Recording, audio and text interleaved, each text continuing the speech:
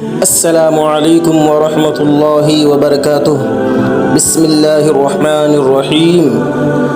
حضرت ابو ہریرہ رضی اللہ تعالی عنہ سے روایت ہے کہ ہم رسول پاک صلی اللہ تعالی علیہ وآلہ وسلم کے ساتھ تھے، اتنے میں ایک دھماکہ کی آواز آئی۔ رسول پاک صلی اللہ تعالی علیہ وآلہ وسلم نے فرمایا، تم جانتے ہو یہ کیا ہے؟ ہم نے عرض کیا، اللہ اور اس کے رسول خوب جانتے ہیں۔ رسول پاک صلی اللہ تعالی علیہ وآلہ وسلم نے فرمایا، ایک پتھر ہے جو جہنم میں پھینکا گیا تھا 70 برس پہلے، اب اس کی تہ میں پہنچا۔ رسول پاک صلی اللہ تعالی علیہ وآلہ وسلم نے فرمایا، انسان کبیرہ گناہوں سے اجتناب کر رہا ہو تو 5 نمازیں، ایک جمعہ سے دوسرے جمعہ تک اور ایک رمضان دوسرے رمضان تک درمیان کے عرصے میں ہونے والے گناہوں کو مٹانے کا سبب ہے۔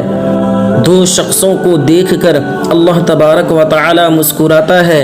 رسول پاک صلی اللہ تعالی علیہ وآلہ وسلم نے فرمایا کہ ایک وہ ہے کہ جو سرد رات میں اپنے بستر اور لحاف سے اٹھ کر وضو کرتا ہے اور نماز پڑھتا ہے تو اللہ تبارک و تعالی فرشتوں سے پوچھتا ہے، میرے بندوں کو یہ تکلیف برداشت کرنے پر کس چیز نے ابھارا ہے؟